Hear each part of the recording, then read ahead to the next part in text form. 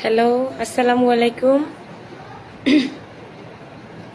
কেমন আছেন সবাই? সবকিছু ঠিকঠাক আছে কিনা?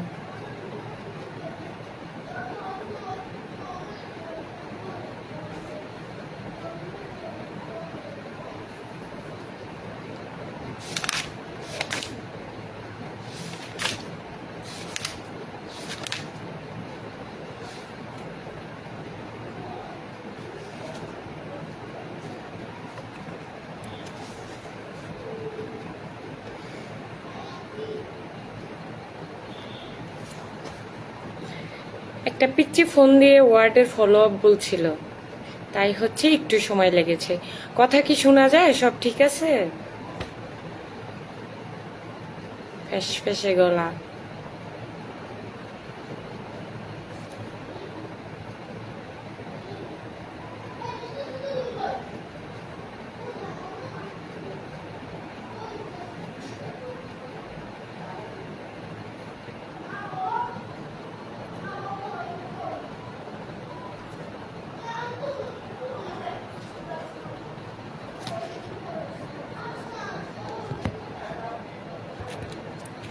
এই যে ম্যাডাম, খালি প্রেজেন্ট লেখেন না, সবকিছু ক্লিয়ার আছে কিনা একটু বলেন।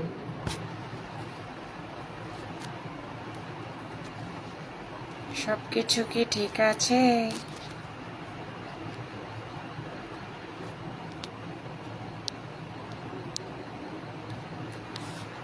হুম।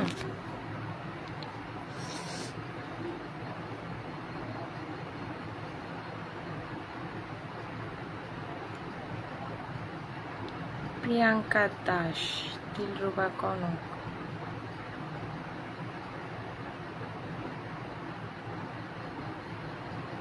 ওকে, একজন কমেন্ট করছে, thank you for your comment. ঠিক, এখন আমরা তাহলে শুরু করে দেই, কারণ আজকে আমাদের ইম্পর্টেন্ট। কারেন্ট চলিয়া গেছে, কিন্তু ভয় পাওয়ার কিছু নাই। আমি আজকে ডাটা দিয়ে শুরু করছি, গ্রামীণের ডাটা অটো অন রেখেছি। ইনশাল্লাহ শুরু হবে। লাইটে একটু প্রবলেম হতে পারে। আমরা শুরু করে দিই। আমাদের মেইন পড়া হচ্ছে আজকে ইম্পর্টেন্ট চাইল্ডহুড ভাইরাস, তারপর হচ্ছে হেপাটোট্রপিক ভাইরাস, আর একটা জিনিস হচ্ছে এইচআইভির মধ্যে জাস্ট কিছু জিস্ট জিনিস আবার চলেও আসছে। শুরু করছি আমরা। Important childhood virus, chapter 39, page number 324, 17 এডিশনের।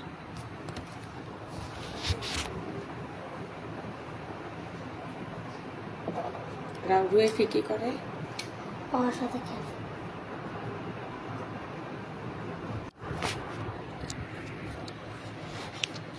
তাহলে ইম্পর্টেন্ট চাইল্ডহুড ভাইরাসে সবার প্রথমে যেটা আসবেন এই বক্সটা, properties of important childhood virus. এখানে 3 স্টার, তবে 3 স্টারে আমি 3টা জিনিসই ইম্পর্টেন্স দিয়েছি, পড়তে হবে। একটা হচ্ছে জিনোম, কোন জিনোমের, একটা হচ্ছে এনভেলাপ অর নট, আর একটা হচ্ছে নাম্বার অফ সেরোটাইপ। এগুলো এর আগেও পড়েছেন যখন বেসিক ভাইরোলজিতে, তারপরেও এখানে পড়লে আবার একটু হচ্ছে যেটা এই যে সবগুলারই এইগুলার জিনোম পড়তে হবে, এনভেলাপ কিনা, অ্যান্ড হচ্ছে সেরোটাইপ কয়টা সেটা জানতে হবে।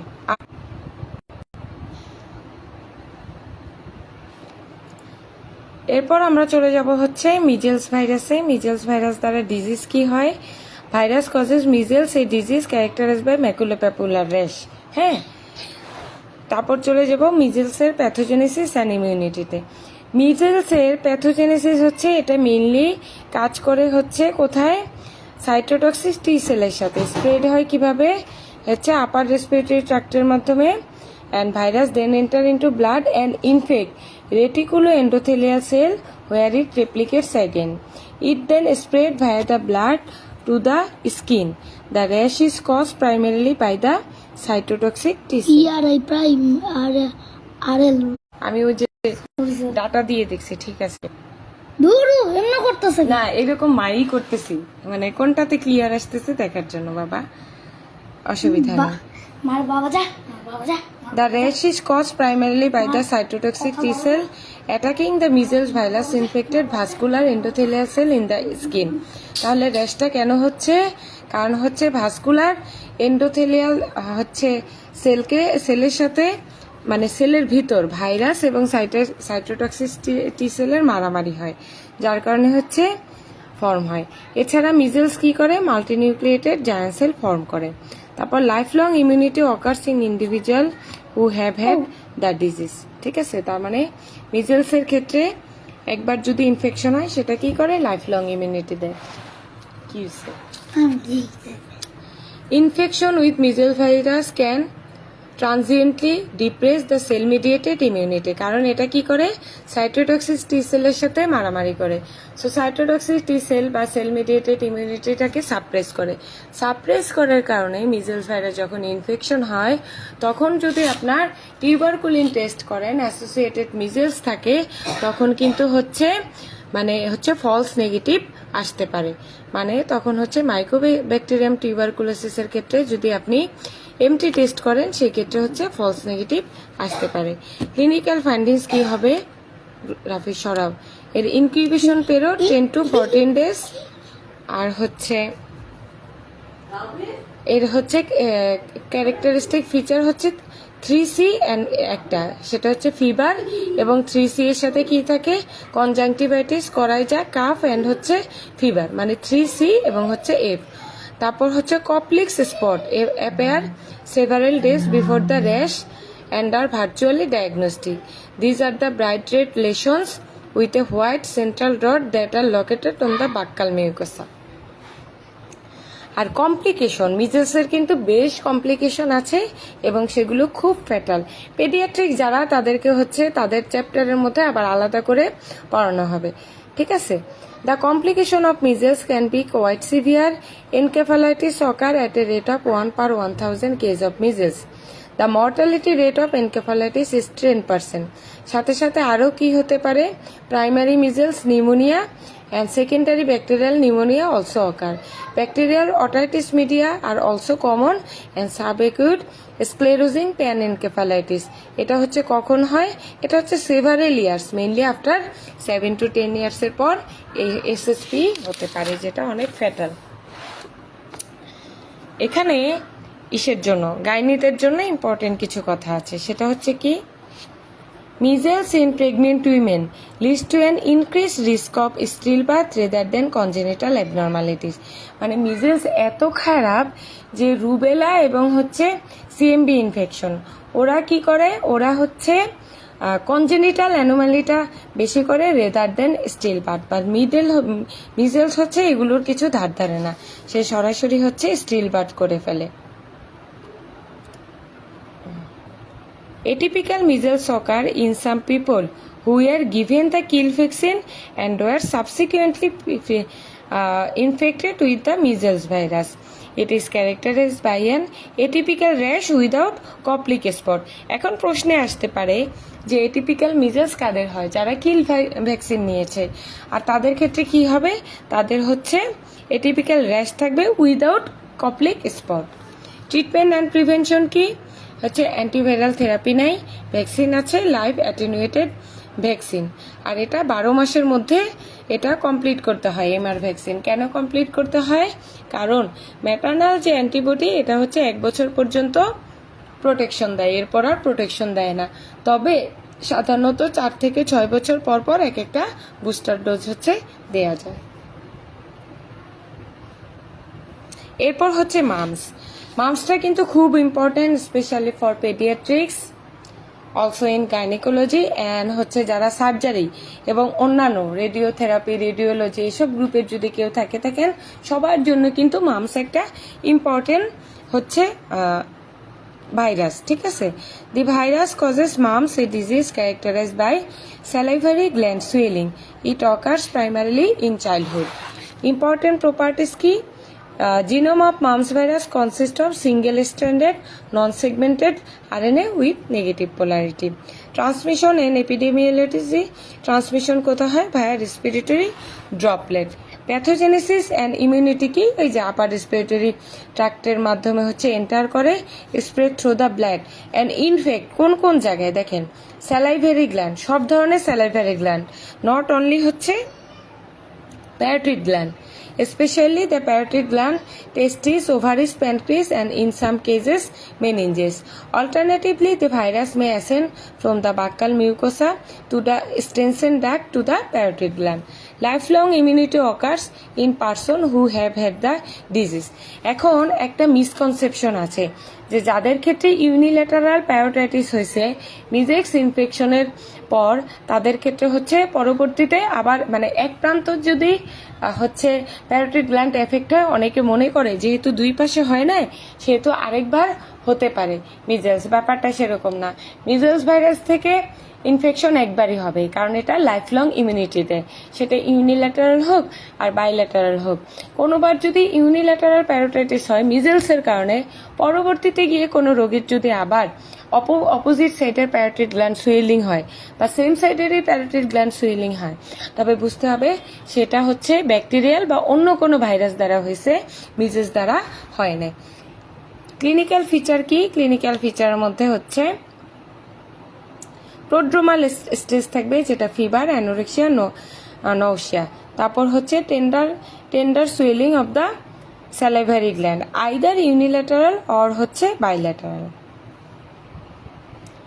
তারপর হচ্ছে the pain is characteristic increase the parotid gland pain when drink হচ্ছে সাইট্রাস ফুড। এটার হচ্ছে কোনো বৈজ্ঞানিক ব্যাখ্যা আসলে এখন পর্যন্ত জানে না, তবে বলা হয়ে যায় মিজেলসের কারণে প্যারোটিড গ্ল্যান্ডের যে সুইলিং এবং টেন্ডারনেস হয় এটা সাইট্রাস গ্ল্যান্ড হচ্ছে বা সাইট্রাস ফ্রুট হচ্ছে যদি খায় বা সাইট্রাস জুস মানে হচ্ছে ড্রিঙ্ক করে তাহলে এটা হচ্ছে বেড়ে যায়।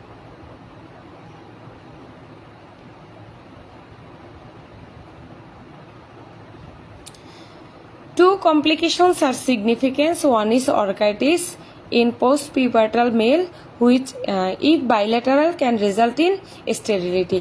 এটার একটা ব্যাখ্যা আছে, সেটা হচ্ছে যদি প্রি পিউবার্টাল চাইল্ড হয়, মানে হচ্ছে মেলের ক্ষেত্রে যদি বয়সন্ধির আগে মিজেলস হয় সেই ক্ষেত্রে স্টেরিলিটি বা ইনফার্টিলিটি হবে না। কিন্তু কোনো মেল পেশেন্ট তার যদি হচ্ছে পিউবার্টির পরে মেজেলস হয়, তার টিউনিকা অ্যালবুজিনিয়াটা হচ্ছে ম্যাচিউর হয়ে যায়, ফাইব্রাস টিউনিকা অ্যালবুজিনিয়া। তখন সেটা কি হয়, তখন হচ্ছে যখন এই মানে টেস্টিসের ক্ষেত্রে সুইলিং হয় তখন এই টিউনিকা অ্যালবুজিনিয়া এটা কি হয়, ফাইব্রাস হয়ে যায়, ম্যাচিউর হয়ে যায়। তখন কি করে, এটার এক্সপান্ড হতে পারে না। সুইলিং হলে এক্সপান্ড হওয়ার না কারণে এটাতে কি হয়, এটা কম্প্রেসিভ ইফেক্ট করে। কম্প্রেসিভ ইফেক্ট করার কারণে টেস্টিসে হচ্ছে কি হয়, নেক্রোসিস হয়। যদি ইউনিল্যাটারাল অর্কাইটিস হয় সেই ক্ষেত্রে ইনফার্টিলিটি বা স্টেরিলিটি হবে না। কিন্তু কোনো পোস্ট পিউবার্টাল মেলের ক্ষেত্রে যদি বাইল্যাটারাল অর্কাইটিস হয় মিজেলসের ক্ষেত্রে, সেই ক্ষেত্রে কিন্তু স্টেরিলিটি হওয়ার চান্স অনেক বেশি, মেয়েদের ক্ষেত্রে হয় না। কারণ মেয়েদের ক্ষেত্রে এই টিউনিকা অ্যালবুজিনিয়া থাকার কোনো চান্স নাই।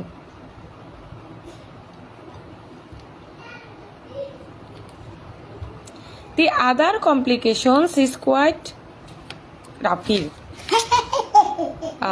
The other complication is meningitis, which is usually benign, self-limited and without sequelae.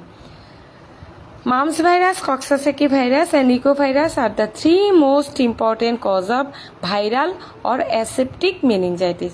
So aseptic meningitis এর তিনটি ইম্পর্টেন্ট ভাইরাস কি, মামস, কক্সাসেকি and ইকোভাইরাস। এটা কিন্তু আপনাকে পরীক্ষায় দিতে পারে।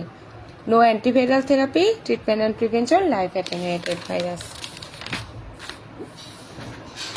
এরপর একটি ইম্পর্টেন্ট ভাইরাসে আসবো, specially both paediatrics and also for হচ্ছে গাইনিকোলজি।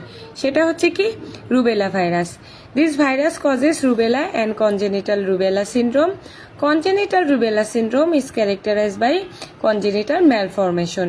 Important property কি, এটা হচ্ছে RNA ভাইরাস অ্যান্ড হচ্ছে envelope virus.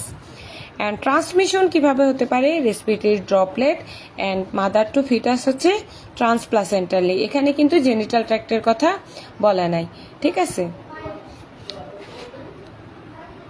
Pathogenesis and immunity কি, natural infection leads to lifelong immunity. এখন এটাও কিন্তু সাইটোমেগালো ভাইরাসের মতো। কোনো মায়ের যদি প্রিভিয়াসলি রুবেলা ইনফেকশন হয়ে থাকে বা রুবেলা ভ্যাকসিনেটেড হয়ে থাকে, তার বাচ্চার ক্ষেত্রে কিন্তু রুবেলা মানে প্রেগনেন্টের সময় মা যদি রুবেলা দ্বারা ইনফেকশন হয়ও, বাচ্চার ক্ষেত্রে কনজেনিটাল রুবেলা ইনফেকশন হওয়ার কোনো চান্স নেই। কেন চান্স নেই? কারণ ম্যাটার্নাল অ্যান্টিবডিটা তখন হচ্ছে ডিফেন্সিভ হিসেবে কাজ করবে। কিন্তু কোনো মা যদি প্রেগনেন্ট অবস্থায় স্পেশালি ফার্স্ট ট্রাইমেস্টারে রুবেলা দ্বারা ইনফেক্টেড হয়, তখন কিন্তু বাচ্চার কনজেনিটাল রুবেলা হওয়ার চান্স বেড়ে যায়। অলমোস্ট সিমিলার টু হচ্ছে সাইটোমেগালোভাইরাস। কনজেনিটাল রুবেলা সিন্ড্রোমে এখানে কি হচ্ছে, this is a rubella is not cause a mild childhood disease but as a teratogen. মানে রুবেলা যদি কোনো বাচ্চার ইনফেন্সি বা বড়দের হয় প্রেগনেন্সি ছাড়া, সেই ক্ষেত্রে কিন্তু এটা তেমন একটা ডিজিজ তৈরি করে না। এটা হচ্ছে মাইল্ড ক্লিনিক্যাল সিমটম তৈরি করে, বাট এটা কিন্তু একটা টেরাটোজেন। ঠিক আছে, এই ক্ষেত্রে if A non immune pregnant women is infected during the first trimester, specially the first month, the fetal May feature with congenital rubella syndrome. The malformation are widespread and involve primarily the heart, সেটা হচ্ছে কি PDA, and the eyes, cataract, and the brain হচ্ছে deafness and হচ্ছে mental retardation. In addition, some children infected in utero can continue to excrete rubella virus for months after birth. Almost দেখেন CMV and rubella অনেকটা কিন্তু একই রকম। এই রুবেলাও যদি কোনো বাচ্চা ইনফেক্টেড হয়, সে কিন্তু জন্মের পরও অনেকদিন পর্যন্ত রুবেলাটাকে হচ্ছে এক্সক্রিট করতে পারে। ট্রিটমেন্ট কি? No antiviral therapy, live attenuated vaccine, যেটা হচ্ছে এমআর ভ্যাকসিন। এরপর হচ্ছে পার্ভোভাইরাস B19, এটা সবার জন্য important, gynae, paddy, radiology, radiotherapy বা সার্জারির যারা আছেন। সেটা কি? পার্ভোভাইরাস B19 কজেস ইরাথমা ইনফেকটিউশনস অর হচ্ছে স্ল্যাপড চিক সিনড্রোম।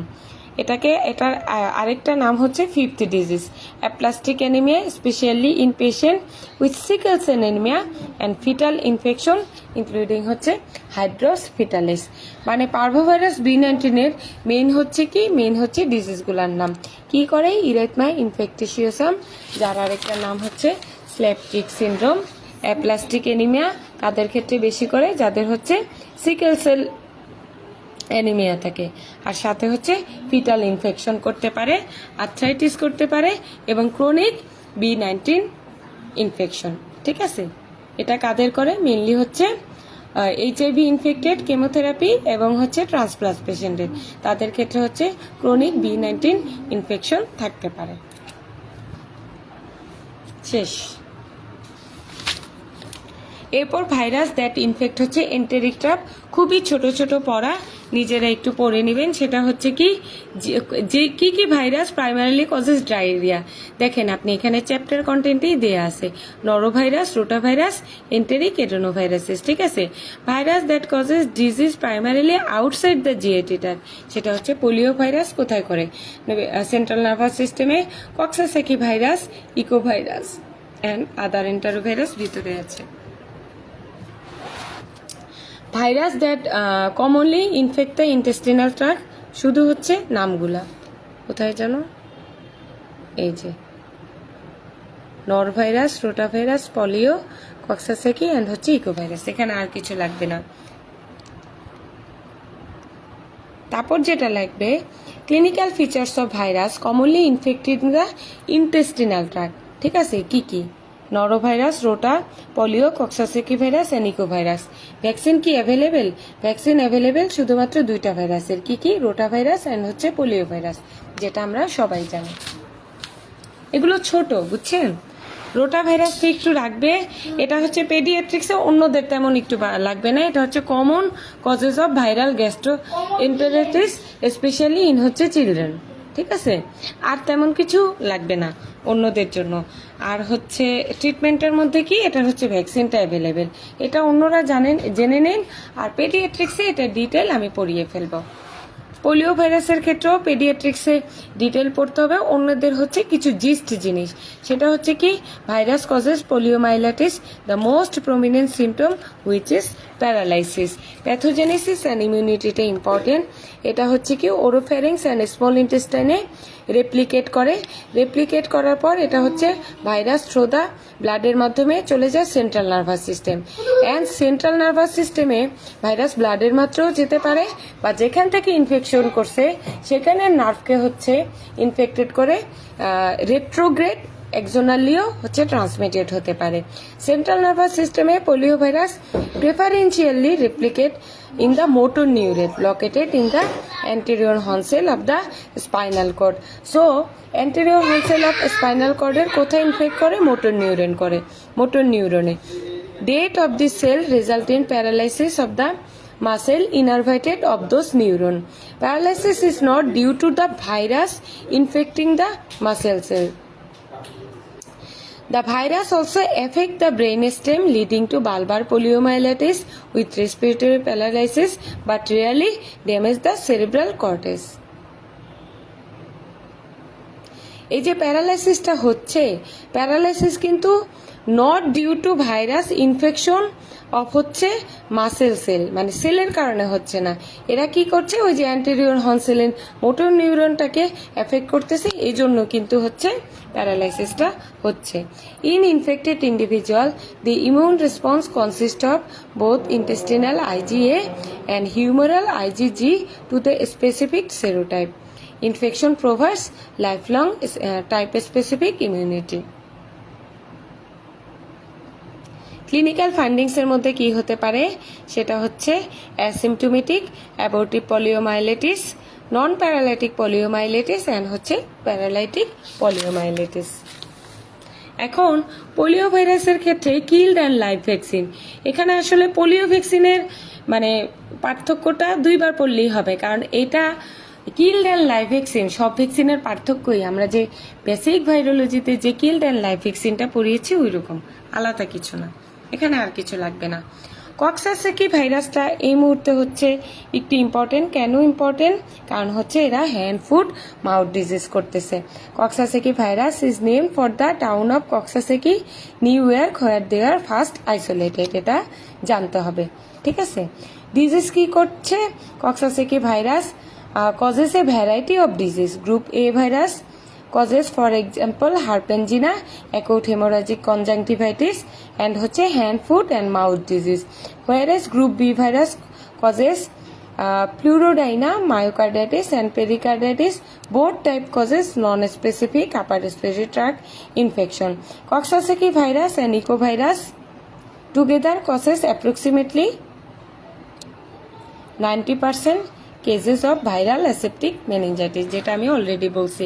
এখানে আপনি এই ডিজিজটা রিডিং পড়ে এটা ভালো করে পড়লেই হবে। ক্লিনিক্যাল ফিচার অফ কক্সাসেকি ভাইরাস, মানে ওই যে টাইপ A কি করে, টাইপ B করে, টাইপ A B কি করে, এই কথাগুলোই উপরে লেখা আছে, শেষ। এরপর একটু আমরা সময় নিয়ে পড়বো, যেটা হচ্ছে হেপাটাইটিস ভাইরাস।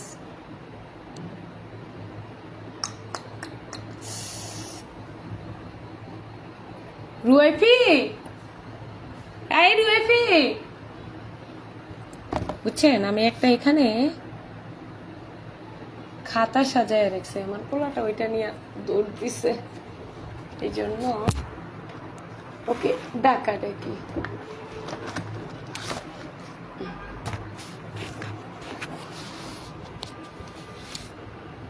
আচ্ছা, আমার একটা পরীক্ষার খাতা আছে, ওইটার মধ্যে লিখবো।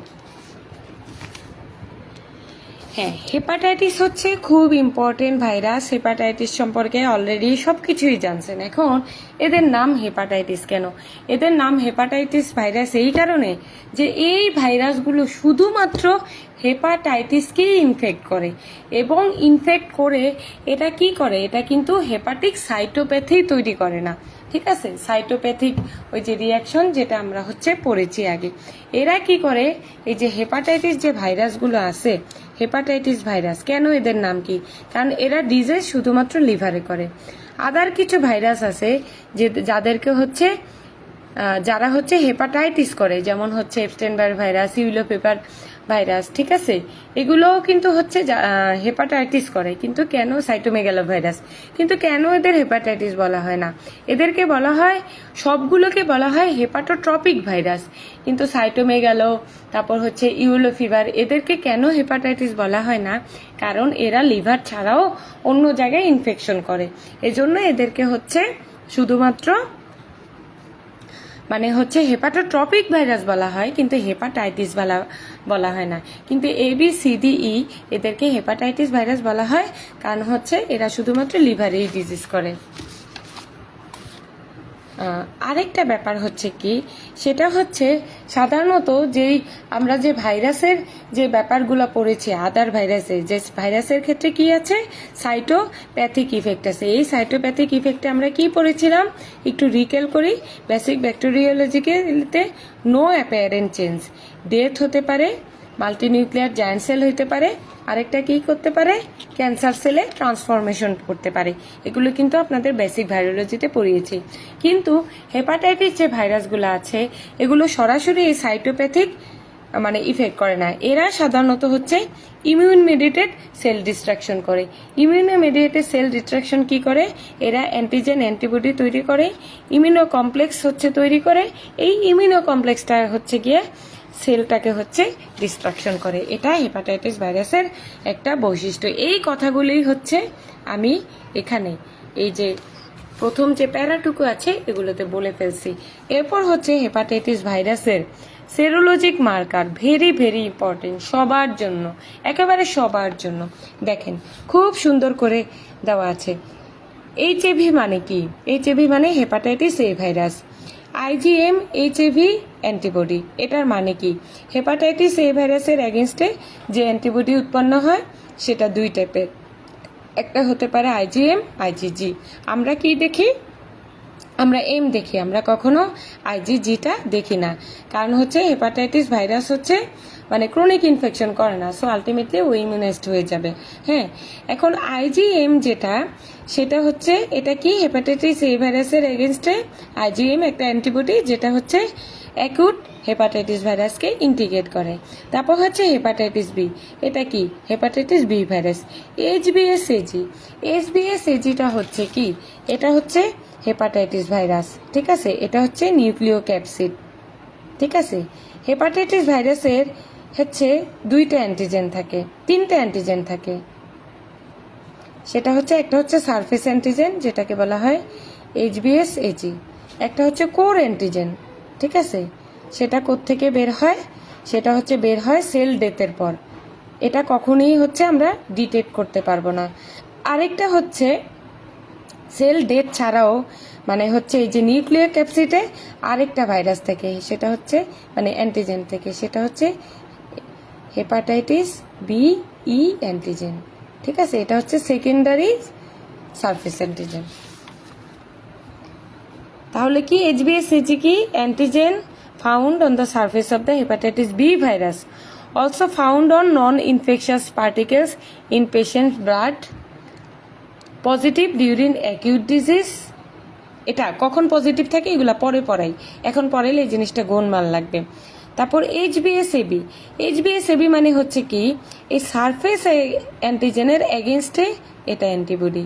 এটা কখন, যখন একটা ব্যক্তি হেপাটাইটিস বি ভাইরাসের এগেনস্টে ইমিউনাইজড হয়ে গেছে তখন এটা পাওয়া যাবে। এটা কিন্তু আমরা কখন পাবো, যখন একটা ব্যক্তির প্রিভিয়াস ইনফেকশন হয়েছে, ইমিউনাইজড হয়ে গেছে, তখনও পাবো। আবার কখন পাবো, যখন একটা ব্যক্তি ভ্যাকসিনেটেড থাকবে তারও কিন্তু এটা পজিটিভ পাবো। তাহলে কোন কোন ক্ষেত্রে পজিটিভ, একটা হচ্ছে immunised against hepatitis B virus, আরেকটা কোথায়, পেশেন্ট যদি ভ্যাকসিনেটেড থাকে। আরেকটা হচ্ছে HBC অ্যান্টিজেন, এটা অলরেডি বলছি, antigen associated with core of the hepatitis B virus. আরেকটা হচ্ছে HBC অ্যান্টিবডি, এটা হচ্ছে কি, এই হেপাটাইটিস সি অ্যান্টিজেনের এগেনস্টে এই অ্যান্টিবডিটা উৎপন্ন হয়। Antibody to hepatitis C core antigen positive during window phase. IgM HBC antibody is an indicator of the recent disease. শুনেন, যখন আমরা এইটার এগেনস্টে হচ্ছে অ্যান্টিবডি পাবো, মানে কোর অ্যান্টিজেনের এগেনস্টে অ্যান্টিবডি পাবো, এটা কিন্তু কোনো সুখকর জিনিস নয়। সুখকর জিনিস যদি আমরা এবি পাই, মানে সারফেস অ্যান্টিজেনের এগেনস্টে যদি আমরা অ্যান্টিবডি পাই সেটা হচ্ছে সুখকর, যে পেশেন্ট ইমিউনাইজড হয়ে গেছে। কিন্তু কোর অ্যান্টিজেনের এগেনস্টে যদি আমরা অ্যান্টিবডি পাই, বিশেষ করে আইজিএম, তখন কিন্তু আপনাকে বুঝতে হবে যে পেশেন্টটা অ্যাক্টিভ ডিজিজে আছে, এটা কিন্তু ইমিউনিটি বোঝাচ্ছে না। এসবিই অ্যান্টিজেন, যেটার কথা অলরেডি আমি বলছি, a second different antigenic determinant in the hepatitis B core important indicator of the transmissibility. তাহলে কোর অ্যান্টিজেন মানে হেপাটাইটিস বি এর, যেটা অলরেডি আমি দেখিয়ে ফেলছি, নিউক্লিও ক্যাপসিডের ক্ষেত্রে দুইটা পাওয়া যায়, একটা হচ্ছে হেপাটাইটিস বি এই যে কোর অ্যান্টিজেন, আরেকটা হচ্ছে কি, আরেকটা হচ্ছে এসবিই অ্যান্টিজেন। এটার হচ্ছে সিগনিফিকেন্স কি, এটা হচ্ছে পেশেন্টটা কতটুকু অন্যকে ডিজিজটা ট্রান্সমিজিবল করবে, মানে হাই ট্রান্সমিজিবিলিটি নাকি লো ট্রান্সমিজিবিলিটি, এটা দ্বারা এটা সিগনিফিকেন্ট করে। হেপাটাইটিস বি এর কোর অ্যান্টিজেন এটা কখনোই ডিটেক্ট করা যায় না, ঠিক আছে, এটা উইন্ডো ফেজে পাইলে এটাই পাওয়া যায়, কিন্তু এটা ডিটেক্ট করা যায় না। আর কোর অ্যান্টিজেনের এগেনস্টে যদি আমরা হচ্ছে অ্যান্টিবডি পাই, সেটা কিন্তু কোনো পজিটিভ দিক না। কেন পজিটিভ দিক না? এটা হচ্ছে অ্যাক্টিভ ডিজিজ করতেছে। যদি সারফেস অ্যান্টিজেন পাই, তাহলে এটা দুইটা জিনিস বুঝাতে পারে, একটা হচ্ছে রিসেন্ট ইনফেকশনও বুঝাইতে পারে, অথবা ক্রনিক ক্যারিয়ারও বুঝাইতে পারে। কিন্তু সারফেস অ্যান্টিজেনের এগেনস্টে যদি আমরা অ্যান্টিবডি পেয়ে থাকি, তখন হচ্ছে এটা একটা সুখময় বস্তু। সেটা হচ্ছে কি, সেটা হচ্ছে এটা হয় পেশেন্ট ইমিউনাইজ ডিউ টু হচ্ছে প্রিভিয়াস ইনফেকশন, অথবা হচ্ছে সে হচ্ছে আগে ইনফেক্টেড ছিল। এই জিনিসগুলা কি বুঝছেন? খুব সহজ জিনিস, পেঁচায় পড়ার কোনো কিছু দরকার নেই, খুবই সহজ জিনিস। এতটুকু বুঝছেন নাকি বলেন?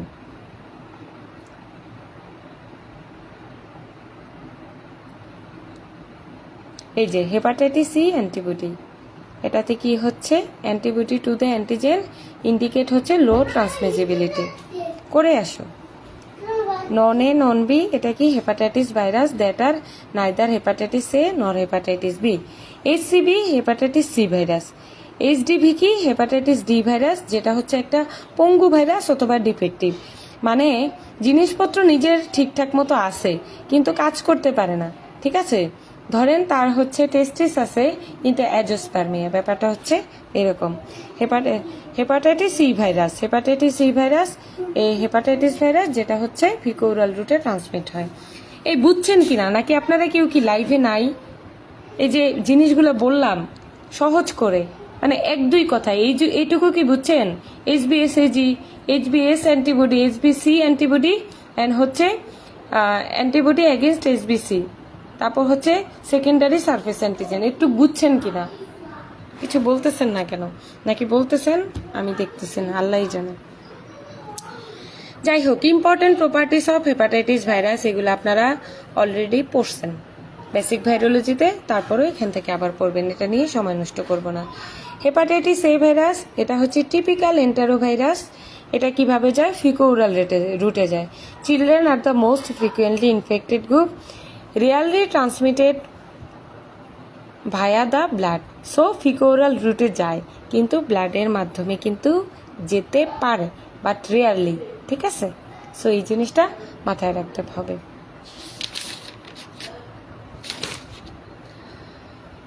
প্যাথোজেনেসিস অ্যান্ড ইমিউনিটি আপনারা মোটামুটি পারেন, হেপাটাইটিস এ করে আর সব কিছুই সাইটোটক্সিক টি সেলকে এফেক্ট করে, ঠিক আছে।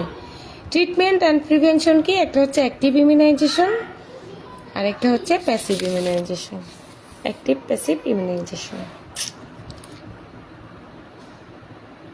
এই যে clinical feature of hepatitis virus, এটাও সহজ কিন্তু খুব ইম্পর্টেন্ট, ঠিক আছে। সেটা হচ্ছে কি, হেপাটাইটিস এ ভাইরাস কিভাবে ছড়ায়? Faeco-oral root.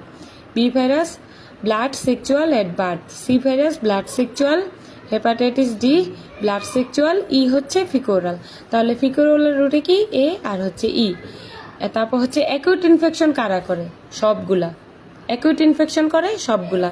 এখন যদি প্রশ্ন করি কারা করে অ্যাকিউট ইনফেকশন, সবাই অ্যান্সার দিবেন হেপাটাইটিস এ আর ই। কেন ভাই, বিসি এগুলা কি অ্যাকিউট করে না? অ্যাকিউট না করে ক্রনিক কেমনে হয়? কিন্তু এদের অ্যাকিউট ম্যানিফেস্টেশনটা সাধারণত অ্যাসিমটোমেটিক থাকে, এই জন্য বোঝা যায় না। প্রশ্নে আসবে অ্যাকিউট ইনফেকশন কারা করে? সবগুলা। ক্রনিক ইনফেকশন কারা করে? ক্রনিক ইনফেকশন করে বি, সি আর হচ্ছে ডি, ঠিক আছে। ভ্যাকসিন কোনটার ক্ষেত্রে available? Hepatitis A, hepatitis B. Vaccine কোন ক্ষেত্রে অ্যাভেলেবেল? Hepatitis A, B. খুবই ইম্পর্টেন্ট। ভ্যাকসিন ইমিউনোগ্লোবুলিন কোনটার ক্ষেত্রে অ্যাভেলেবেল? এ এবং হচ্ছে বি। এটা কিন্তু ইম্পর্টেন্ট একটা পড়া, কিন্তু সহজ। এরপর যেটা হেপাটাইটিস বি ভাইরাস, অলরেডি এটার মিল কথাবার্তা আমরা বলছি। ইম্পর্টেন্ট প্রপার্টিসটা রিডিং পড়ে ফেলবেন, কারণ এগুলো হচ্ছে আমরা পড়ছি। আর এখানে যে কথাগুলো বলবো এগুলো আমি বলে ফেলছি, তারপর আমরা শুনি। এই যে দেখেন, এটা হচ্ছে কোর অ্যান্টিজেন, এটা ডিএনএ জিনোম, এটা হচ্ছে সারফেস প্রোটিন। এই কোর থেকে কিন্তু দুইটা অ্যান্টিজেন আসতেছে, একটা হচ্ছে HBC অ্যান্টিজেন আর একটা হচ্ছে HBE অ্যান্টিজেন। আর সারফেস থেকে আসতেছে কোনটা? HBsAg। এখন এই কথাটুকু একটু মনোযোগ দিয়ে শুনেন, সেটা হচ্ছে কি, in addition to HBsAg there are two other important antigen both located in the core of the virus, the core antigen and হচ্ছে the E antigen. The core antigen, as the name implies, is located on the nucleocapsid protein that forms the core of the virion. The E antigen is produced by the proteolytic cleavage of the core protein during passage through the endoplasmic reticulum. The E antigen is soluble and released from the infected cell into the blood. The E antigen is an important indicator of transmissibility. এখন দেখেন এটার মর্মার্থটা আমি বলে দিই।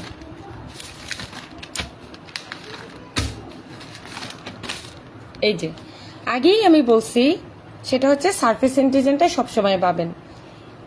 HBC হচ্ছে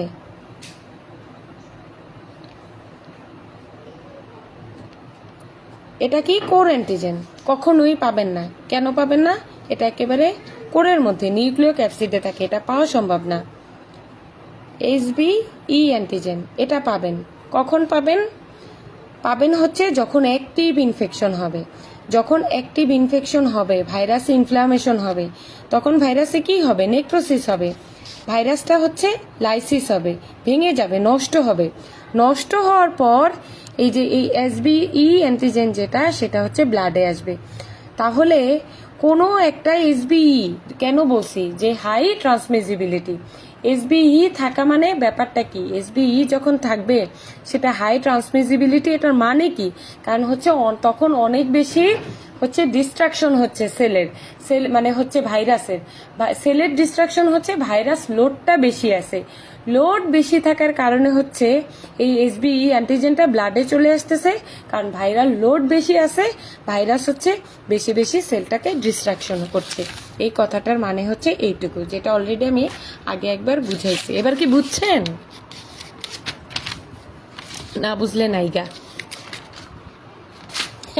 না বুঝলে জানান যে আপু বুঝতেছি না, আবার বুঝিয়ে দেন। Transmission and epidemiology, transmission already বলে ফেলছি। Transmission from mother to child during birth is another important natural route. Transplacental transmission, if it occurs, is rare. There is no evidence that transmission of hepatitis B virus occurs during breastfeeding. তাহলে hepatitis B virus কি breastfeeding এ যায়? যায় না, না না না না। A chronic carrier is someone who has HBsAg persisting in their blood for 6 months or longer. যদি আমরা ব্লাড টেস্টে হচ্ছে HBsAg 6 মাসের বেশি পাই, তখন সেটাকে আমরা কি বলবো? আমরা বলবো হচ্ছে chronic career. A high rate of hepatocellular carcinoma occurs in হচ্ছে ক্রনিক ক্যারিয়ার। এই যে এখানে একটা ইম্পর্টেন্ট ব্যাপার আসে, সেটা দেখেন। Chronic caries is more likely to occur when infection occurs in newborn than হচ্ছে adult. এটার মানে হচ্ছে কি, হেপাটাইটিস বি দ্বারা একটা বাচ্চা হচ্ছে যত তাড়াতাড়ি, যত অল্প বয়সে ইনফেক্টেড হবে, তার ক্রনিক ক্যারিয়ার হওয়ার সম্ভাবনা তত বেশি হবে, এবং তার হেপাটোসেলুলার কার্সিনোমা হওয়ার হচ্ছে চান্স তত বেশি হবে। তাহলে যত আর্লিয়েস্ট তত ক্রনিক ক্যারিয়ার, এবং তার হচ্ছে হেপাটোসেলুলার কার্সিনোমা হওয়ার ইনফেকশন অনেক বেশি। দেখেন, approximately 90% of the infected neonate become chronic career. কেন ক্যারিয়ার হয়? কারণ সে হচ্ছে অনেক মানে নিউনেটাল পিরিয়ডই ইনফেক্টেড হচ্ছে এই কারণে এই কারণে এই কারণে এই কারণে। Laboratory diagnosis very very very important. সেটা হচ্ছে কি hepatitis B is test for HbS-Ag and for IgM antibody. এটা কি the core IgM antibody to the core antigen. আচ্ছা প্রথম থেকে পড়াই, অলরেডি বলে ফেলছি। দুইটা most important serologic diagnostic feature for early hepatitis, সেটা হচ্ছে HbS-Ag। HbS-Ag আপনি পজিটিভ পাইলেন, সময় হচ্ছে কত? সময় হচ্ছে ধরেন 5-6 দিন বা 10 দিন, তাহলে এটা অ্যাকিউট ইনফেকশন। আরেকটা কি করি আমরা, IgM antibody to the core antigen, এটাও কি করে HAV IgM, এটাতে কি দেখা যায়? এটা হচ্ছে acute infection. Both appear in the serum early in the disease. The hallmark of test for acute hepatitis B is IgM antibody to হচ্ছে core antigen. The test is for HbS-Ag is also positive, but that occur chronic hepatitis B also. So it is not a specific marker. তাহলে যদি আপনি acute infectionের specific marker বলতে যান তাহলে কোনটা হবে? সেটা হচ্ছে IgM অ্যান্টিবডি এগেনস্ট হচ্ছে কোর অ্যান্টিজেন। কেন? HbS-Ag কিন্তু যদি 6 মাসের নিচে হয় আমরা অ্যাকিউট বলতে পারি, কিন্তু 6 মাসের উপরে গেলে গিয়ে সেটাকে কিন্তু আমরা অ্যাকিউট ইনফেকশন বলতে পারি না, এই কথাটাকেই বলছে। HbS-Ag appears during the incubation period and is detected most patient during the prodrome and acute disease. The most cases its prolonged presence at more than 6 months indicate carrier state and the risk of chronic hepatic carcinoma. Note that there is a period of several weeks when মানে হচ্ছে HbS-Ag টা blood থেকে চলে গেছে, but HbS অ্যান্টিবডিটা এখনো আসে নাই। এই পিরিয়ডটাকে বলা হয় কি? এই পিরিয়ডটাকে বলা হয় হচ্ছে window phase. At this time the HbC antibody is always positive and can be used to make the diagnosis. HbC antibody is present in those with acute infection and হচ্ছে chronic infection as well as in those who have recovered from acute infection. Therefore it cannot be used to distinguish between acute and হচ্ছে chronic infection. তাহলে কি এই যে একটা antibody আছে সেটা হচ্ছে কোর অ্যান্টিবডির এগেইনস্টে, এইটা যদি পজিটিভ থাকে এটা সবসময়ই পজিটিভ, অ্যাকিউটেও পজিটিভ, উইন্ডোতেও পজিটিভ, এবং পেশেন্ট যদি হচ্ছে রিকভার্ড হয়ে যায় সেটাতেও পজিটিভ, ক্রনিক ক্যারিয়ারেও পজিটিভ। তাহলে আপনি এটা কি কোনো ডায়াগনস্টিক টুল হিসেবে ইউজ করবেন? করবেন না। এজন্য আমরা কিন্তু হচ্ছে অ্যান্টি HCV মানে anti hepatitis B against core antigen এটা কিন্তু দেই না। কেন দেই না? কারণ এটা কিন্তু স্পেসিফিক না, এটা কিন্তু শুনবেনই না। আমরা HbS-Ag দেই, HbS-Ag দেওয়ার পর হচ্ছে 6 মাস পর আসতে বলি। যদি হচ্ছে 6 মাস পর হচ্ছে HbS-Ag অ্যান্ড HbS অ্যান্টিবডিটা দেখি, অ্যান্টিবডি যদি হাই টাইটার থাকে এবং HbS-Agটা যদি ডিসঅ্যাপিয়ার থাকে তখন ধরে নেই যে ইনফেকশন নাই।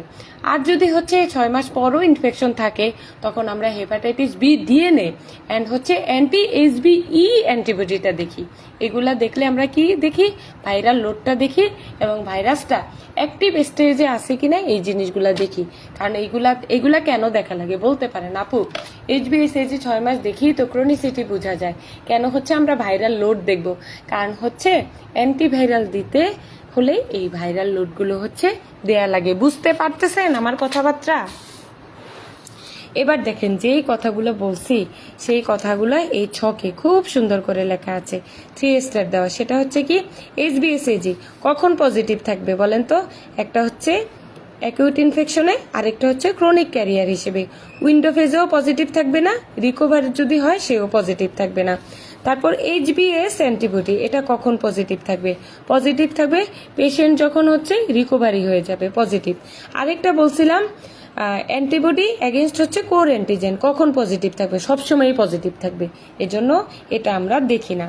এখন আপনি একটা বলতে পারেন যে হচ্ছে আমরা একটা পার্সন ভ্যাকসিনাইজড কি, হ্যাঁ মানে সে ভ্যাকসিন পাইছে কিনা সেটা কিভাবে বুঝবো? সেটা হচ্ছে এই কারণে বুঝবেন যে একটা পার্সন ভ্যাকসিনেশন যদি শেষ হয়ে থাকে তার এগেনস্টে শুধুমাত্র HBS অ্যান্টিবডিটা পজিটিভ থাকবে, কারণ ভ্যাকসিন কিন্তু তৈরি হয় সারফেস অ্যান্টিজেনের এগেনস্টে, নট হচ্ছে কোর অ্যান্টিজেন। কোর অ্যান্টিজেন তো আমি পেশেন্টের এমনিই পাই না, ঠিক আছে, ল্যাবরেটরি টেস্টেই পাওয়া যায় না, সেখান থেকে ভ্যাকসিন বানানো তো খুবই দুরূহ ব্যাপার। এই জন্য people immunized with hepatitis B vaccine have HBs-AB but not HBC antibody because the immunogen in the vaccine is purified against হচ্ছে HBs-AG। খুব খুব ইম্পর্টেন্ট কথা, ঠিক আছে। আর নিচের এই কথাগুলো অলরেডি এগুলো এখানে বলা হয়েছে। এই জিনিসটা কি বুঝতে পারছেন? বুঝছেন কি না?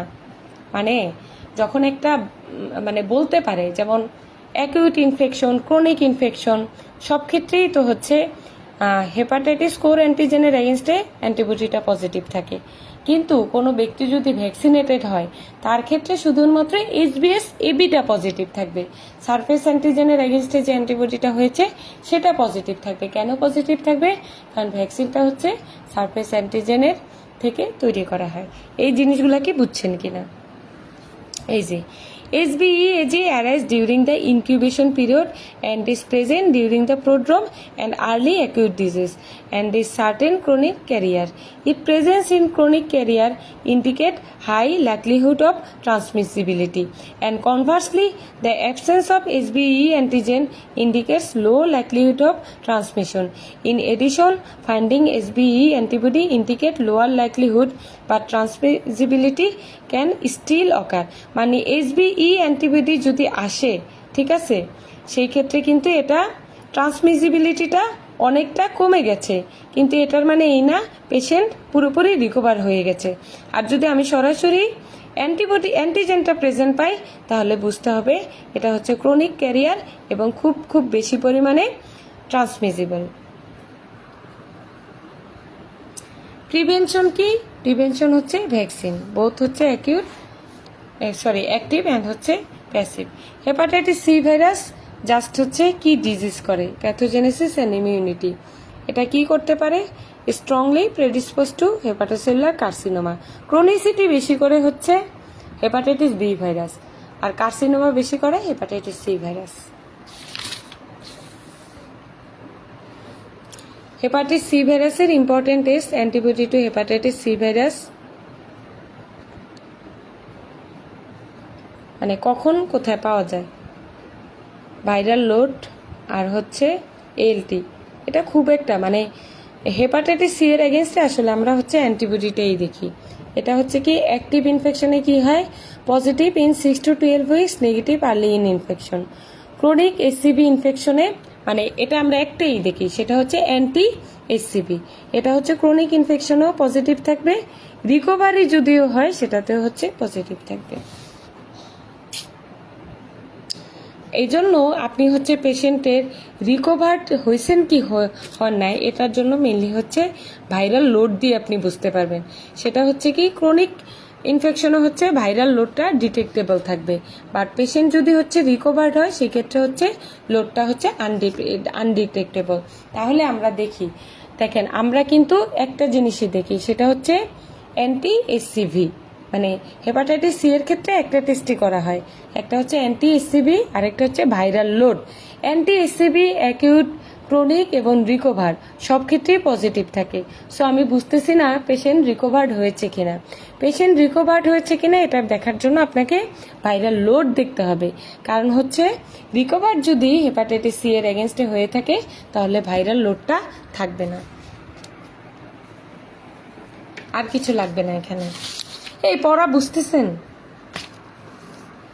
Hepatitis D virus, defective virus already বলে ফেলছি। হেপাটাইটিস সি ভাইরাস, গাইনিপেডি অনেক important. Hepatitis C is a major cause of hepatitis transmitted by হচ্ছে faeco-oral route. It is thought to be more common than hepatitis A many developing countries. It is common cause of waterborne epidemics of hepatitis in Asia, Africa, India and Mexico, but uncommon in United States. Clinically, the disease resembles hepatitis A with the exception of high mortality rate in pregnant women. মানে হেপাটাইটিস সি যদি pregnant উইমেনদের হয় তাদের ক্ষেত্রে মর্টালিটিটা অনেক বেশি থাকবে। Most cases resolve without sequelae, chronic infection resulting in chronic hepatitis and cirrhosis but do not hepatocellular carcinoma occurs in immunocompromised individual such as. ও আচ্ছা, ঠিক আছে, একসাথে। ক্রনিক ইনফেকশন সেটা হচ্ছে কি করতেছে, ক্রনিক হেপাটাইটিস অ্যান্ড সিরোসিস করতেছে, বাট কখনোই হেপাটোসেলুলার কার্সিনোমা করবে না। বাট ক্রনিক ইনফেকশন কাদের ক্ষেত্রে হয়, ইমিউনোকম্প্রোমাইজডে। নর্মাল পেশেন্টদের ক্ষেত্রে কিন্তু ক্রনিসিটি হয় না, এটা কিন্তু টেবিলে বলে ফেলছি।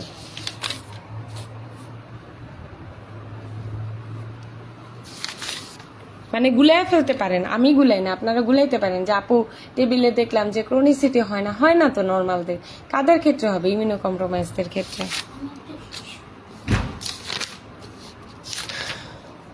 এরপর হচ্ছে arbo virus, rabies and ebola virus. এগুলো হচ্ছে জাস্ট একটু রিডিং পড়বেন। ইয়েলো ফিভার ভাইরাস কি করে, yellow fever characterised by jaundice and fever, life-threatening disease that begin with sudden onset of fever, headache, myalgia, photophobia। ঠিক আছে। আফটার হচ্ছে প্রোড্রোম symptoms progress to involve liver, kidney and heart, prostration and shock occur accompanied by upper GI tract hemorrhage with হেমাটোমেসিস, তার মানে black vomiting হতে পারে yellow ফিভারে। প্রোস্ট্রেশন মানে কি, severe weakness. এরপর হচ্ছে ডেঙ্গু ভাইরাস। ডেঙ্গু ভাইরাস হচ্ছে পেডিয়াট্রিক্সের, এখান থেকে পড়ার দরকার নেই, এটা হচ্ছে আমরা ইয়া থেকে পড়ব, পেডির বই থেকে পড়ব। ডেঙ্গু ভাইরাস এটা কি, dengue is the most common mosquito born liver disease. এখানে ডেঙ্গুর টাইপ কটা হচ্ছে, চারটা। ডেঙ্গু 1, 2, 3, 4। কমন ইনফেকশন হয় কোনটা দ্বারা, 2 এবং 3।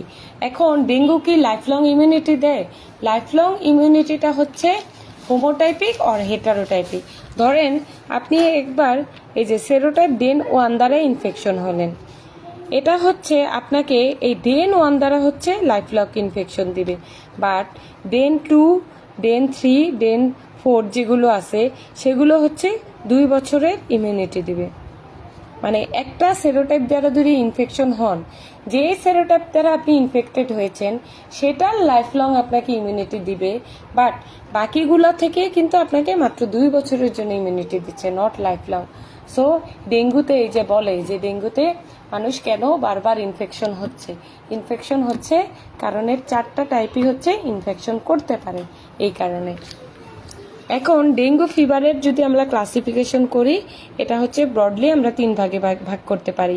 ক্লাসিক ডেঙ্গু ফিভার যেটাতে হচ্ছে ফিভার, তারপর হচ্ছে আর্থ্রালজিয়া, দেন হচ্ছে রেট্রোঅরবিটাল পেন, হেডেক এগুলো থাকে। আর ডেঙ্গু হেমোরেজিক ফিভার এটা হচ্ছে কি হয়, এটাতে সাধারণত হেমোরেজিক ম্যানিফেস্টেশন হয়, পেশেন্ট শকের দিকে চলে যেতে পারে, প্লাজমা লিকেজ হয় এবং তার প্লেটলেট কাউন্ট কমে, গ্লাম ব্লিডিং হতে পারে। আরেকটা হচ্ছে ডেঙ্গু শক সিনড্রোম, এটাতে কি হয়, এটা হচ্ছে সিভিয়ার লাইফ থ্রেটেনিং ম্যানিফেস্টেশন, যেখানে সিভিয়ার প্লাজমা লিকেজ হয়, হাইপারটেনশন হয় এবং আলটিমেটলি কম্পেনসেটেড অর ডিকম্পেনসেটেড হচ্ছে শক হয়। ঠিক আছে,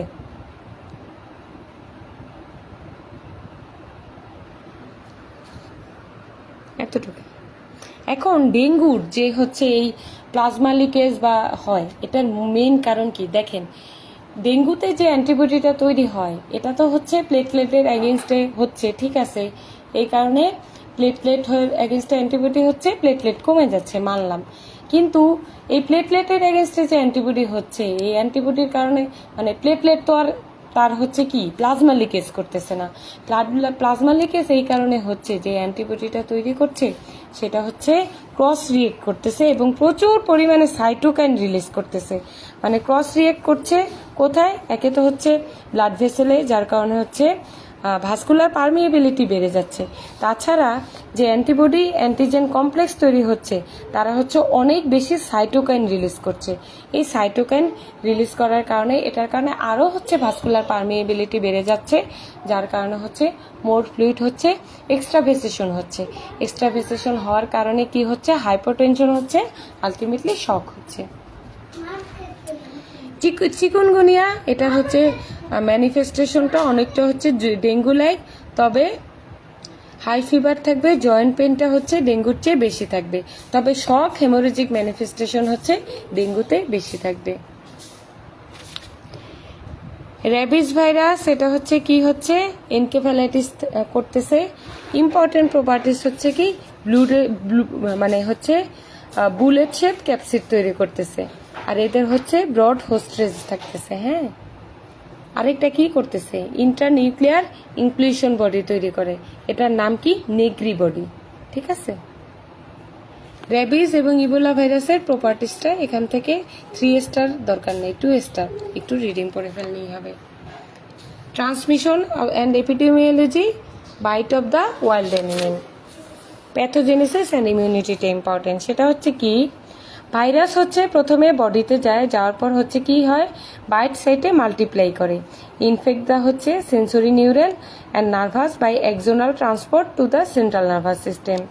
তারপর হচ্ছে কি হচ্ছে during is transport within the nerve the virus হচ্ছে shelter from the immune system and little if any immune response occur. The virus multiply in the central nervous system and then travels down to the peripheral nervous system to the salivary gland and other organ. From the salivary gland, it enters saliva to transmitted by the bite. There is no viremic stage. এখান থেকে চলে যায় central nervous system, সেখানে হচ্ছে encephalitis করতেছে, আরেকটা করতেছে death of the neuron and হচ্ছে demyelination. Infected nucleus contain eosinophilic cytoplasmic inclusion body, যেটাকে বলা হয় Negri body. Because so few individual have survive rabies, there is no information regarding immunity. কেন ইমিউনিটির ইনফরমেশন নাই? কারণ র্যাবিস হয়েছে যারা হচ্ছে ইমিউনাইজেশন নেয় তাদের সবাই মরে গেছে, এজন্য এটা আসলে লাইফ লং ইমিউনিটি দেয় নাকি শর্ট পিরিয়ড ইমিউনিটি দেয় এটা বোঝার কোনো চান্স নেই। ক্লিনিক্যাল ফিচারে কি থাকবে? প্রথমে হচ্ছে প্রোড্রোমাল পিরিয়ড থাকবে, fever, anorexia and change in sensation and paresthesia. Then কি হবে? দেন হচ্ছে হাইড্রোফোবিয়া এবং হচ্ছে প্যারালাইসিস হবে। হাইড্রোফোবিয়া কেন হবে? যখন হচ্ছে ওয়াটার ইনটেক করা হয় তখন হচ্ছে painful spasm of the pharyngeal muscle হয়, এই কারণে হচ্ছে হাইড্রোফোবিয়া হয়, যার কারণ হচ্ছে জলাতঙ্ক। কেমন তাই না? একটা মানুষ পানি খেতে চায় কিন্তু খেতে পারে না। In contrast, in the dumb form these symptoms do not occur, rather the spinal cord is primarily involved and ascending paralysis occurred. Death almost invariably occur following হচ্ছে both form, but with the advent of life support system a few individual have survived. জানেন, আমার একটা কিন্তু life long experience হয়েছে। তখন আমি খুব ছোট, আমার নানা বাড়িতে আমার নানু হচ্ছে ভাতিজা সম্পর্কে আপন, আমি তখন খুব ছোট, কিন্তু ওনার এই কাহিনীটা মনে আছে। ওয়ানে পড়ি বা ভর্তি হই নাই, বা 5-6 বছরের কথা যে মানুষের একেবারে মনে থাকে না তা না। ওনার নাম ছিল হাফিজ মামা। ওনাকে হচ্ছে এরকম একটা হচ্ছে ডগ বাইট হয়েছিল। ওই সময় তো মানুষ এত কনসার্ন ছিল না, অনেক আগে না, যখন কত মানে 98-র দিকে মনে হয়, 93, 94, 95, 96, 97, 98, হ্যাঁ 98 সাল বা 99 সালের দিকের ঘটনা। তখন তো ভ্যাকসিনও হতে অ্যাভেলেবেল ছিল না, বা মানুষ জানতো না, টাকা দিয়ে কিনতে হইতো। মানে আমি দেখেছি ওনার যে জলাতঙ্ক রোগ হয়েছে পর ওনাকে হচ্ছে ঘরের যে খুঁটি আছে না ওইটার সাথে লাগায় ফেলছে। মানে ওনার মুখ দিয়ে সারাক্ষণ লালা জ্বলতো, মানে লালা ঝরতো। তারপর উনি হচ্ছে মানে পানি দেখলেই কিরকম করতো। তখন তো মানুষ, গ্রামের মানুষ বুঝছেন না কিরকম মানে ছিল। ওনারা হয়েছে অনেকে মজাও নিত, ওনার সামনে পানি দিত। মানে আমার একটু মনে আছে উনি হাত পা ছোড়াছুড়ি করতো। তারপর হচ্ছে পানি দিলে যে ওনার কিরকম একটা ভয়ঙ্কর রূপ ধারণ করতে, এই জিনিসটা আমার না এখনো মনে আছে। আর তো তেমন কিছু মনে থাকার কথা না। আর ওনাকে বেঁধে রাখছিল, ওই যে নিশ্চয়ই ডাক্তারের কাছে নিছে, ডাক্তার বলছে যে উনি যাতে কাউকে আঁচড় না দেয় বা কামড় না দেয়, তাহলে হচ্ছে অন্যেরও জলাতঙ্ক হবে, এই কারণে হয়তো বা মানে বেঁধে রাখছিল। মানে ওই স্মৃতিটা, মানে এটা কিন্তু এখন মানে দেখবেন না, দেখার কোনো চান্সই নাই। কারণ এখন একটা বিড়ালে আঁচড় দিলে, যেখানে মানে ভ্যাকসিন ইন্ডিকেশন নাই, তাও কিন্তু সবাই দিয়ে ফেলে। কিন্তু ওইটা হচ্ছে আমি খুব চোখ থেকে দেখছি হাফিজ মামার মানে এরকম কাহিনীটা। আচ্ছা যাই হোক, মানে এটা পড়াইতে গিয়ে মনে হইলো, তাই আপনাদেরকে শেয়ার করলাম। মানে টিপিক্যাল, মানে আর ওনাদের অ্যাটিটিউডটা না, মানে জলাতঙ্ক রোগীদের অ্যাটিটিউডটাও ওই যে অনেকটা কুকুরের মতোই হয়ে যায় জানেন। মানে মানুষ যে বলে যে কুকুরের মতো করে, আসলেই তাই। মানে দেখলে বুঝতে পারতেন ব্যাপারটা কি। ইবোলা ভাইরাস কি করছে? ইবোলা হেমোরেজিক ফিভার করে, আর কিছু লাগবে না জানা। এই চ্যাপ্টার শেষ রে ভাই, আর একটু পড়া আছে। টিউমার ভাইরাস আপনারা কি করেন?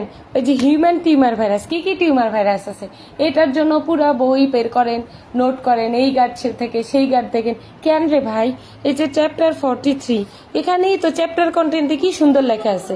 Human T cell leukemia virus, hepatitis C virus, human papilloma virus, Epstein Barr virus, human herpes virus eight, hepatitis B virus, Merkel cell polyoma virus. কত সুন্দর করে লেখা আছে। এর জন্য কি পুরো বই খুঁজতে হবে? খুঁজতে হবে না।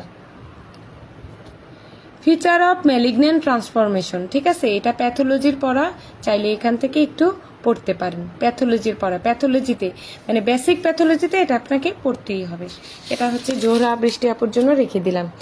Example of cellular oncogene involve হচ্ছে হিউম্যান ক্যান্সার, এটা জানতে হবে।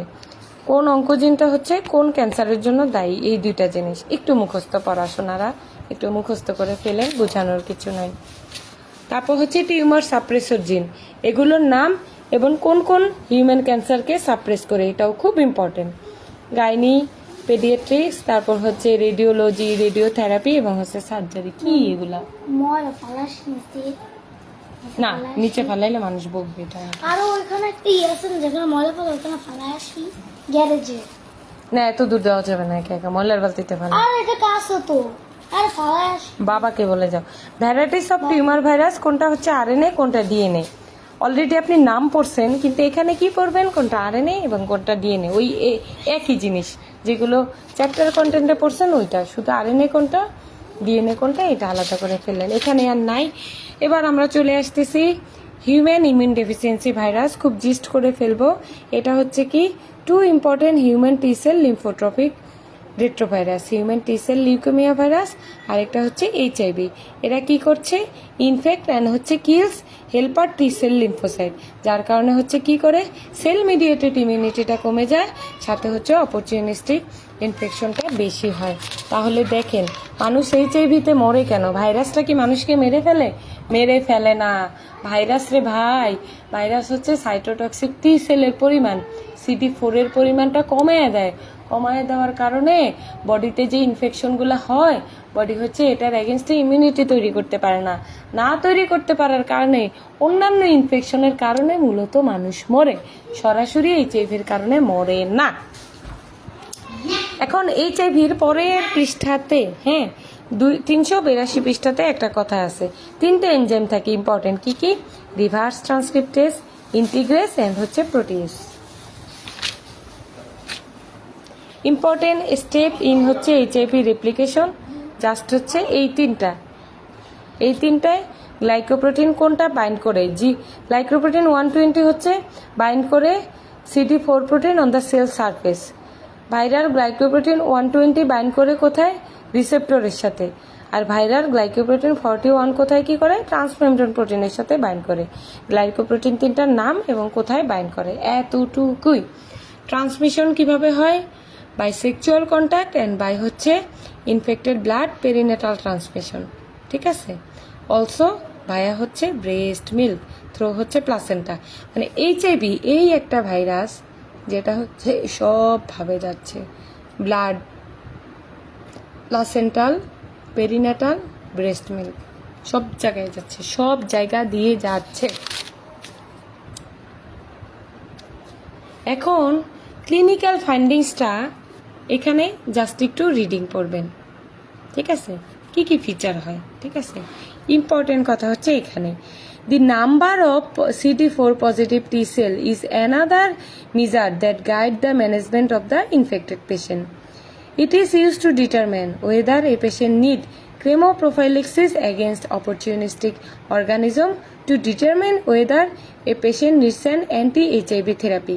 মানে এই CD4 কাউন্ট দেখে হচ্ছে আমরা নির্ধারণ করব যে পেশেন্টের কি অপরচুনিস্টিক ইনফেকশন এগেনস্টে কেমোপ্রোফাইল্যাক্সিস লাগবে অথবা হচ্ছে অ্যান্টিভাইরাল থেরাপি লাগবে কিনা। The lower limit of CD4 count considered as normal is 500 cell per cubic microlitre. খুব ইম্পর্টেন্ট, পরীক্ষায় আসে। People with this level or higher are usually asymptomatic. The frequency and severity of opportunistic infection significantly increase when the CD4 count falls below হচ্ছে 200। খুব important. কখন পর্যন্ত normal বলবো? 500। 200 বা এর কমে চলে গেলে তখন হচ্ছে আমরা কি বলবো? তখন কি হবে? অপরচুনিস্টিক ইনফেকশন বলবে। In the middle stage of HIV infection a long latent period measured in years usually ensure in untreated. So এই মিডল যে স্টেজেস মানে এইডস হতে মানে HIV ইনফেকশন হলো বা তার এইডসের যে ম্যানিফেস্টেশন এগুলো আসতে আলটিমেটলি 7 থেকে 11 বছর সময় লাগে। A syndrome called AIDS-related complex can occur during the latent period. The most frequent manifestation presents fever, fatigue, weight loss and lymphadenopathy. ARC often progress to হচ্ছে AIDS। মোস্ট ইম্পর্টেন্ট পড়া সেটা হচ্ছে কি? সেটা হচ্ছে common opportunistic infection occurs in হচ্ছে AIDS patient. খুব এগুলো একেবারে আলাদা করেই পড়তে হবে। লাংসে কি হয়? Mouth, oesophagus, intestinal tract, CNS, I, skin কি কি ডিজিজ করে, ঠিক আছে? কি কি ডিজিজ করে এবং কমন অর্গানিজম। বিশ্বাস করেন একটাও বাদ দেওয়া যাবে না, একটাও বাদ দেওয়া যাবে না। যেটা বাদ দিবে দেখবেন ওটি এই পরীক্ষা আসবে। একেবারে মুখস্থ করে ফেলতে হবে সূরা ফাতিহার মতো যারা মুসলমান আছে। আর হচ্ছে ওই যে যারা হিন্দু তারা হচ্ছে ওই যে যদা যদাহি ধর্মস্ব গ্লানি একটা গীতা পাঠের স্তবক আছে না, এইটার মতো, ঠিক আছে? শেষ পড়া। এখন একটা ইম্পর্টেন্ট ল্যাবরেটরি ডায়াগনোসিস, এটাতে তেমন কিছু আসে না। স্ক্রিনিং এর জন্য আমরা এলাইজা করি, কনফার্মেটরি টেস্ট হচ্ছে ওয়েস্টার্ন ব্লট। স্ক্রিনিং এর জন্য আমরা কি করি? এলাইজা। কনফার্মেটরি টেস্ট হচ্ছে western blot. Minor viral pathogen আমি পড়ি না কোনোদিন, এত কঠিন কঠিন নাম বুঝছেন। অ্যাস্ট্রোভাইরাস, বর্না ভাইরাস, তারপর হচ্ছে Crimean Congo haemorrhagic virus, Cache Valley virus, Heartland virus, মানে অনেকটা একটু মানে দুষ্টামি করে বললাম, এগুলা পড়া লাগবে না। আচ্ছা যাই হোক, শেষ করছি, আস্তে ধীরেই শেষ করছি। ভাবছি খুব তাড়াহুড়া করব, তাড়াহুড়া করিনি। যেগুলো না বুঝাইছি ভালো করেই বুঝাইছি। তাহলে ভাইরোলজি শেষ। বিশেষ করে রেসিডেন্সির জন্য ভাইরোলজি বেসিক এবং ক্লিনিক্যাল দুইটাই অনেক ইম্পর্টেন্ট। FCPS গাইনির জন্য সিলেক্টিভ ইম্পর্টেন্ট, বাট পেডির জন্য কিচ্ছু বাদ দেওয়া যাবে না। এবং দেখলাম রেডিওলজি, রেডিওথেরাপি এদের জন্য ইম্পর্টেন্ট। ভাইরোলজি আসলে ইম্পর্টেন্ট, ভাইরোলজিকে অ্যাভয়েড করার কোনো সুযোগ নাই। আপনারা মাঝে কি করেন? ক্লাসে ঢুকে তারপর অন্য কাজ করেন। কারণ মাঝে হচ্ছে আমি জিজ্ঞেস করছি বুঝতেছেন কিনা, শুধুমাত্র 2-1 হচ্ছে রেসপন্স করছেন। চ্যাপ্টার 44 কি? 44 আবার কি ছিল? নাকি পড়াইনি কোনটা? ও স্লো ভাইরাস প্রিয়ন্স। এটা হচ্ছে যে কোর্সে ক্লাস ভাইরোলজি সব, তার তো এটা জিজ্ঞেস করার কথা না। কেন পড়াই নাই বলেন তো? অন্যেরা অ্যান্সার দেন যারা বেসিক ভাইরোলজি করছেন। কারণ হচ্ছে তনিমা আরিফ এটা বেসিক ভাইরোলজিতে শেষ হয়ে গিয়েছে।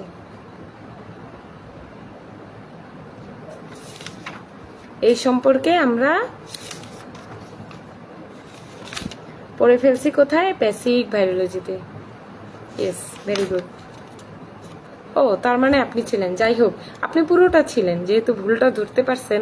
তবে অনেকেই ছিল না, কারণ মাঝে যে কমেন্ট করতে বলছি বুঝতেছেন কিনা হেপাটাইটিস ভাইরাসটা, প্রথমে একবার বইলা পরের দিকে আর বলেন নাই।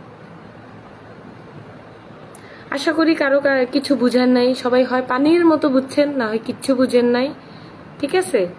এজন্য আর কি রাখি। ভালো থাকেন সবাই, ঠিক মতো পড়েন, সামনে প্রশ্ন রেডি করেন, তারপর হচ্ছে পরীক্ষাগুলো দিয়ে ফেলেন। আজকের মতো এখানেই, আজকের মতো না, মোটামুটি আমার মাইক্রোবায়োলজি শেষ, আর ক্লাস নেওয়া লাগবে না, ঠিক আছে? টাটা, বাই বাই, আল্লাহ হাফিজ।